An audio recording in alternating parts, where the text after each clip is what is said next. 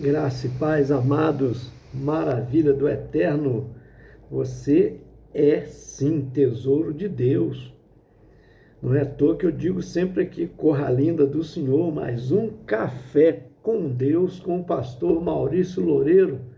Café de hoje, meu amado. Eu quero falar um pouquinho com você a respeito do que você pensa de si mesmo. Tá? Nós vamos tomar aí uma diretriz de um texto, lá em Números 13. Vamos estar falando alguma coisa, alguns versículos ali. Mas o que você pensa de si mesmo? Já parou para pensar nisso? Que você é o reflexo daquilo que você pensa de si? Sem perceber, você acaba transmitindo isso pelo que você fala e pelo que você se expressa com os outros. Porque a boca fala do que o coração está cheio. Aquilo que você está pensando é o que você fala. E a gente revela o nosso caráter quando nós estamos falando, tá? E a gente precisa realmente parar para pensar. Como é que você se vê? Tem gente que às vezes se vê incapacitado. Tem gente que se vê com autopiedade, tendo pena de si mesmo. Tem gente que carrega uma bagagem do passado, desesperadamente, um peso que deveria ter deixado lá para trás, de um incidente, né? um pecado que ocorreu,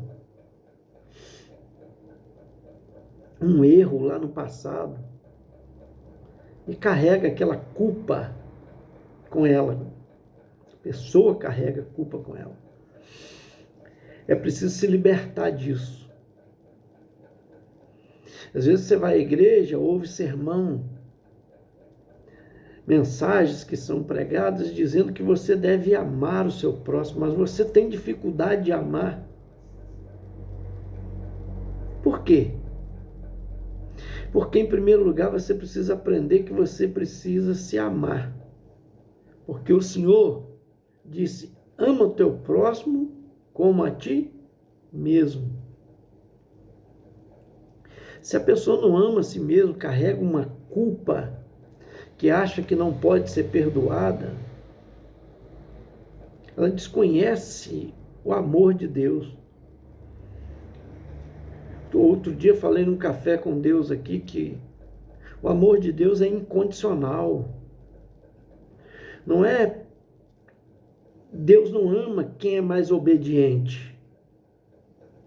Claro que a gente tem que ser obediente porque existe a lei da semeadura. Então existem leis, né? E a lei da semeadura é uma certa, que o próprio Deus disse que o homem plantar isso ele colherá. Quem planta desobediência vai colher desobediência, vai colher desavença, vai colher problema.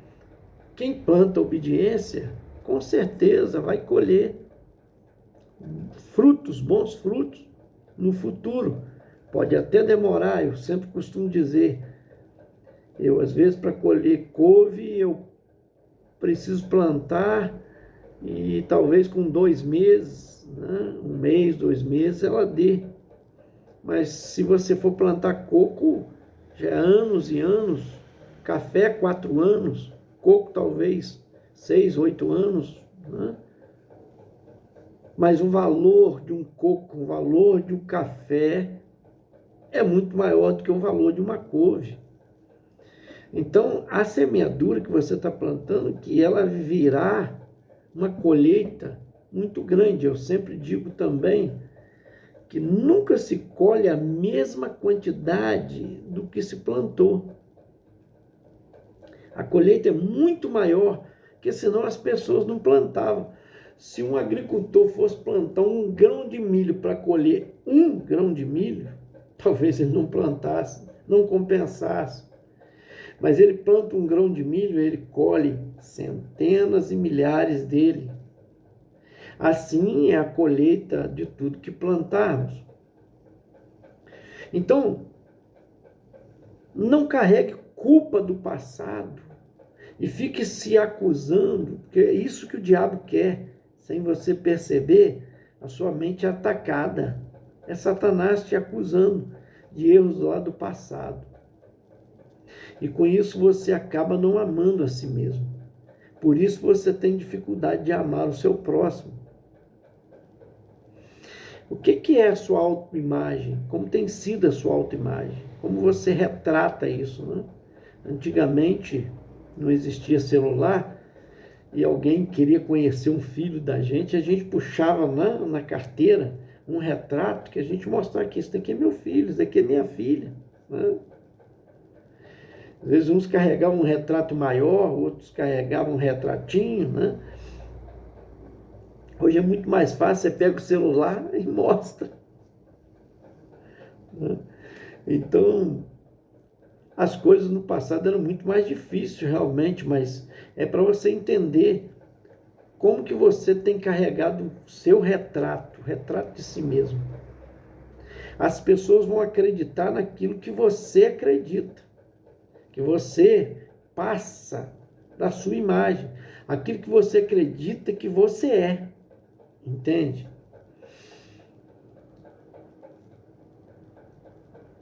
Então, para você amar o seu próximo, você precisa amar a si mesmo. E quem não ama a si mesmo é porque não conhece o verdadeiro amor de Deus. O amor de Deus é um amor, como eu disse, incondicional, de maneira que Ele te ama de qualquer maneira. Aquele pai do filho pródigo amava tanto o filho que estava em casa, quanto o filho que se foi. Tanto é que ele esperava ele todos os dias, na esperança dele voltar. E não deixou de amar aquele filho, mesmo que ele desobedeceu, que ele pegou parte da herança, que ele torrou a herança toda. Quando ele voltou, ele honrou ele, porque ele tinha consigo mesmo: esse era o meu filho que estava perdido e foi achado, estava morto e reviveu.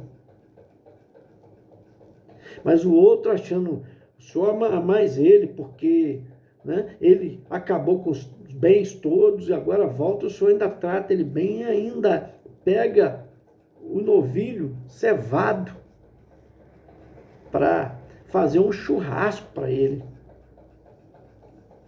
E eu estou contigo há tanto tempo e o senhor não me deu um cabrito sequer. Claro que o pai disse para ele: o que é meu é teu, meu filho. Se você me pedisse, o que você pedisse aqui na fazenda, um boi, né, para fazer um churrasco com seus amigos, eu te daria. Eu nunca te dei porque você não pediu.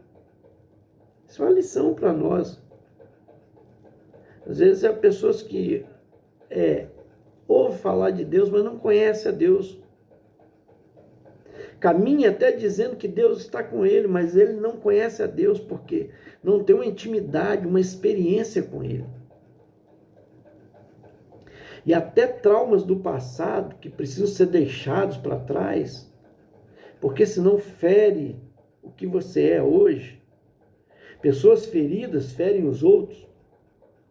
Então, mas é algo que Deus vai usar, aquele mal, e transferir em bem.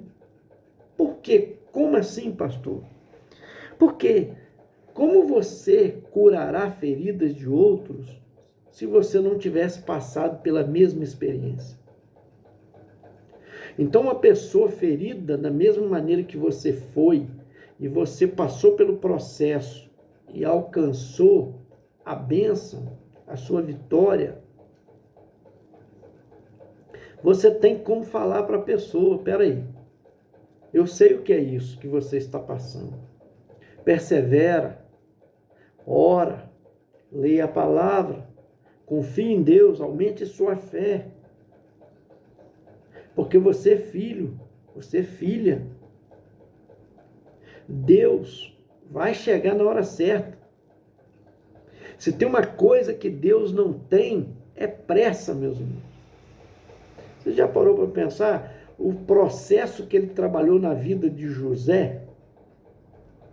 Aquele José, justamente aquele José do Egito, que era o filho da velhice, que o pai amava tanto. Jacó, seu pai, tinha paixão e fez para ele uma túnica. Túnica é um vestido. E eram coloridos, aquele vestido colorido que era que quem usava era sacerdote, sumo sacerdote, ou reis, né, da família real, para usar aquele tipo de roupa. E ele fez para o seu filho, querendo agradar o filho de toda maneira. Mas os irmãos o invejavam. E ele mandava, ele era o caçulo mais novo, né, mandava José ir ao campo para ver o que os irmãos dele estavam fazendo. Ele trazia o relatório, e muitas vezes os irmãos estavam aprontando, desobedecendo o pai. E com isso aumentava mais a ira e a inveja contra ele. E quando ele então teve sonho, começou a contar os sonhos que ele teve, aí que a inveja aumentou mais ainda. Ao ponto de um dia, eles lançarem ele numa cisterna. Você conhece a história? Cisterna é um lugar onde se cava, um poço, né? Aguardando no deserto, quando vier a água, as chuvas, e ali manter uma cisterna de água, ou seja, uma quantidade de água para ser aproveitada depois, não se perder. Lançaram José ali e pensaram até em matá-lo. Vamos matar, porque acaba o sonho, esse sonho besta dele, falando que a gente vai se curvar perante ele. Olha só. Mas aquele que prometeu, meus irmãos, ele vai fazer cumprir, ele cumprirá. Ele é todo poderoso, é o nosso Deus. As promessas que o Senhor Jesus tem feito na sua vida, elas se cumprirá. Haja o que houver, ainda que te lance em cisternas da vida, né? Mas o Senhor não vai permitir que você morra, como José. Um irmão disse: não venhamos ser condenados do sangue dele, sangue de inocente. Já que vocês não querem, a gente não quer ele mais, vamos vender ele como escravo. E assim aconteceu. Ao vender como escravo, você conhece a história, ele acaba indo para a casa de Potifar, e lá cresce de uma maneira tremenda, até que a mulher de Potifar, quando Potifar viajou, aquele governador, que tinha muitas riquezas, e José já tinha virado mordomo-mor, o cara que mandava em todos os outros, porque o Senhor era com ele. Aonde te colocarem, você vai avançar. Confie em Deus. Olhe para si mesmo em Cristo. Não fique olhando para o seu passado. Paulo diz, deixando que as coisas que para trás ficam. Olha só, passado. Prossigo para o alvo da soberana vocação, Cristo Jesus. E ele tinha um passado tenebroso, porque perseguiu a igreja. Foi cúmplice da morte de Estevão. Encerrou a muitos na prisão, açoitando-os. Ele diz, deixando as coisas que para trás ficam, esquecendo daquilo. A Bíblia diz que ele que está em Cristo, nova criatura é, as coisas velhas se passaram. Então não fique se culpando com o passado, que o diabo quer isso. Ele quer te acusar. Você deu prejuízo, você fez isso de mal, você não é digno, é assim que ele faz. Você praticou aquele aborto, você maltratou aquela pessoa, você fraudou, você, certo? Quer te acusar de coisas do passado. Mas então, olhe para si mesmo em Cristo, porque o Espírito de Deus é que vai trabalhar em você a imagem do Senhor Jesus. Então, as coisas velhas são passadas, o sangue de Jesus nos purifica de todo pecado. Não há nenhuma condenação contra os escolhidos de Deus. É Deus quem os justifica, diz a palavra. Então, não fique se culpando. Deus tem coisas grandes para você. Aquilo vai valer de experiência, como eu disse, para ajudar outros mais. Amém? O texto lá, rapidamente aqui, por exemplo, lá em Números, no capítulo de número 3, versículo 1 a 3, está escrito assim, ó, disse o Senhor a Moisés, envia homens que espiem a terra de Canaã, que eu hei de dar aos filhos de Israel, de cada tribo de seus pais, enviarei um homem, sendo cada qual príncipe entre eles. Enviou-os Moisés do deserto de Parã, segundo o mandado do Senhor. Todos aqueles homens eram cabeças dos filhos de Israel. Quer dizer, foram príncipes enviados à terra prometida, para Deus mostrar aquilo que ele havia prometido. Mas a terra precisava ser conquistada, porque as coisas que Deus nos dá, é preciso ter conquista. Você precisa conquistar, né, o seu eu, vencer o seu eu. O que é a conquista, pastor? O que nós poderíamos dizer, né? O que é conquistar?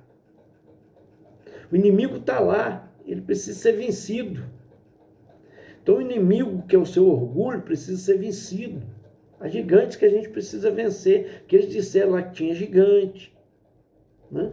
Mas o lindo é que ele vai discorrendo, por exemplo, aí o versículo de número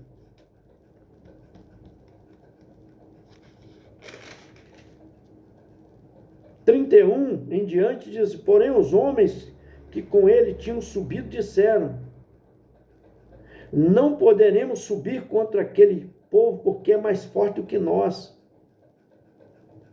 E diante dos filhos de Israel, infamaram a terra que haviam espiado, dizendo, a terra pelo meio do qual passamos a espiar, é terra que devora os seus moradores, e todo o povo que vimos nela são homens de grande estatura. Líderes, queridos, influenciam. Então, você como líder, as pessoas estão procurando líderes bons, que levam boas expectativas. Se você é um líder que bate, só fala palavras, né, agressivas, de cobrança, você entristece o povo. Ele está dizendo aqui, lá tem gigante. Tinha mesmo, era verdade. Eles são é um povo muito grande, era verdade. Só que não é por essa ótica que se vê. Olha o que diz o versículo 33, também vimos ali gigantes. Os filhos de Anak são descendentes de gigantes. E éramos os nossos próprios olhos como gafanhotos. Quer dizer, ele está dizendo, uma quantidade muito grande. Mas o lindo aqui que o versículo 33 encerra dizendo, e assim também o éramos aos seus olhos. Como nós tivemos medo dele, eles também têm medo de nós. Isso quer dizer, como para nós, eles eram uma quantidade inumeráveis, né? Que gafanhoto é assim, ele vem naquela, né, quantidade, aquela montoeira, aquela nuvem, devorando tudo. Ele está dizendo, também nós éramos aos olhos deles. Éramos assim também para eles. Amém? Então é isso. É o que você enxerga. É a maneira que você vê as coisas. Se você vê que você não tem condição e acredita dessa maneira, você não terá. As coisas vão acontecer da maneira que você acredita. Se você acredita que a sua vida pode mudar e que você é um filho de Deus, e eu acho lindo isso, eu já falei outro dia, eu tenho aprendido ultimamente sobre isso, porque há só um filho de Deus legítimo, que é Jesus Cristo. Ele é o unigênito filho do Pai, está escrito. Ele é o unigênito. E nós somos filhos adotivos, mas a lei de Roma, ela era bem clara e eles sabiam disso, que um filho legítimo, ele podia ser até desfiliado, né? Podia ser tirado da herança, podia ser deserdado. Mas o filho adotado, na lei estava escrita romana, que ele não poderia ser deserdado. Então, isso é lindo, porque nós somos filhos adotivos para com Deus quando aceitamos a Cristo Jesus no nosso coração. Mas ninguém pode tirar essa filiação de nós. Você é filho, você é filha, você é príncipe porque ele é rei. Você é uma princesa porque ele é o rei. Você é filho do rei, o filho do rei a filha do rei é uma princesa. O filho do rei é um príncipe. Por isso que eu digo que você é príncipe, princesa. Você precisa entender isso, que Deus não abre mão de você e não desiste de você. Ele tem coisa grande para você. E você precisa acreditar que esse problema que você está passando é pequeno para Deus, se você acreditar que você vai alcançar o milagre. Deus é todo poderoso, não tem nada que Deus não possa fazer. Ele é poderoso para fazer infinitamente mais. Então, pelo amor de Deus, me ajuda aí. Deixa embora o que ficou para trás. A culpa é a nossa maneira pelo qual queremos pagar o nosso pecado. Então tem gente que fica se culpando porque é uma maneira que ele quer criar uma penitência, pagar o seu pecado. O nosso pecado já foi pago por Jesus na cruz do Calvário. O sangue que ele derramou por nós. Meu amado, minha amada, o mundo precisa ver Jesus em nós. Então nós precisamos crer que somos filhos de Deus e por intermédio de nós, e muitas vezes, não é só a sua pregação, porque às vezes a pessoa pensa, eu não levo jeito, como que eu vou fazer para pregar? Deus não quer que você vá para uma esquina, não é isso. E às vezes você vai ter dificuldade para falar em voz altiva para os outros, ter vergonha, passar, né? Porque tem gente que fica nervoso para falar, todo mundo olhando, mas a sua vida, o seu testemunho é a maior mensagem. E na oportunidade, alguém vai se chegar e vai te perguntar algo, e você vai ter resposta. Entende? Pelo amor de Deus, não viva igual a muitos que vão à igreja no domingo, mas vive a semana inteira por conta do diabo. Quer dizer, infernizando a vida dos outros, falando mal, né, fazendo fuxico. Me ajuda aí, gente. Você precisa de ir à igreja e captar aquilo que está sendo pregado, mas não viva só do que os outros te oferecem. Não viva só do café com Deus que te ofereço aqui todos os dias. Que bênção, é maravilhoso. Mas você precisa de pegar nisso que eu estou falando, nos textos que eu me refiro aqui, e meditar na palavra. Ler o capítulo. Ler a palavra. Pelo amor de Deus. Olha o que diz Hebreus 12, versículo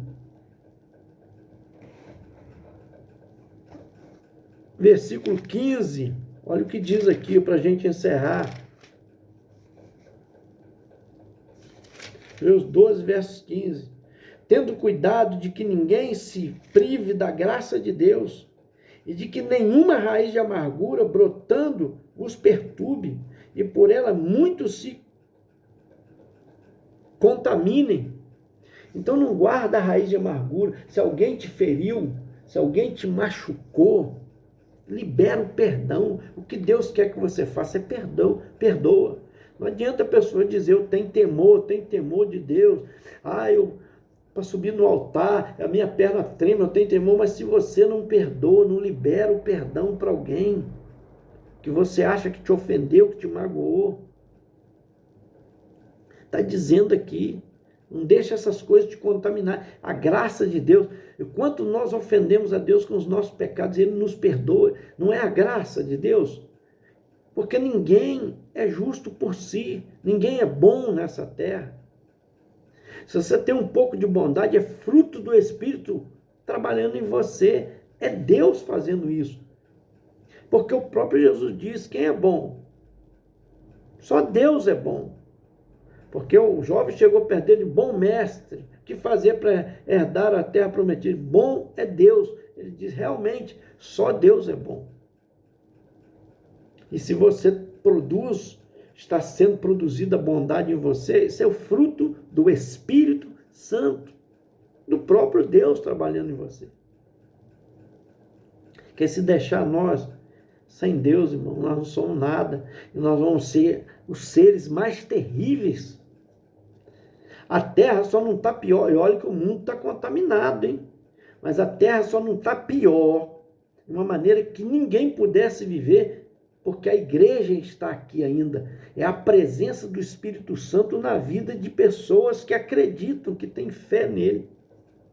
Que o dia que esse povo for tirado daqui, ai da terra, e dos que nela habitam, recebe aí, eu quero orar por você. Tudo aponta para Cristo, é Jesus, o amor de Deus, o sangue derramado na cruz do Calvário, o perdão dos nossos pecados, que Ele suportou, provando o seu amor por nós. Então Ele não desiste de você. Ele tem o melhor para nós. Deus criou um mundo perfeito, um jardim do Éden para as pessoas viverem ali abençoados, desfrutando do melhor. Mas o diabo veio e enganou a Adão e a Eva. E o que Deus está fazendo hoje? É restaurando este mundo, as pessoas, por intermédio do sacrifício do seu Filho Jesus. Então, entenda isso. E acredite nisso, em nome de Jesus. Pai, eu te agradeço por essas vidas que nos acompanham no Café com Deus. Abençoa a Tina, que é pedido de oração da Alcina, também da Yolanda. Deus, muito obrigado. Eu oro pelo João Pedro, João Paulo, fugiu o nome agora, filho da Sueli. Acho que é isso, esqueci agora. Abençoa ele também, toma nas tuas mãos. Só sabe quem é, minha prima Sueli. Deus abençoa essas vidas que nos acompanham, dando graça, livramento, libertação da escravidão do passado que o diabo fica acusando. Também, ó Deus, o Senhor jamais divide a sua glória com ninguém. Às vezes o Senhor usa uma pessoa que surpreende de uma maneira que a gente não entende. Como é que pode uma coisa dessa, o Senhor me usar? Como que pode uma coisa dessa?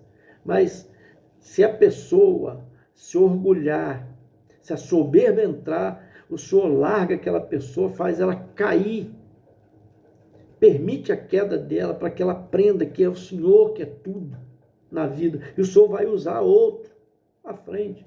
Então é dessa maneira que o Senhor trabalha, porque o teu nome que tem que ser glorificado, que possamos entender isso e viver isso para o louvor da tua glória.